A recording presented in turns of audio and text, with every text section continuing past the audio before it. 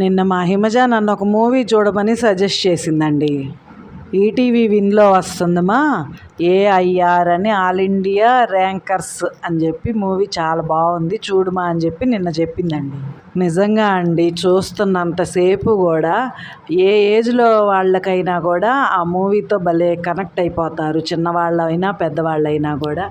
మా చెల్లెల కూతురు ఇంటర్ అయిపోయాక ఎంసెట్ కోసం లాంగ్ టర్మ్ కోసం విజయవాడలో హాస్టల్లో చేరిందండి.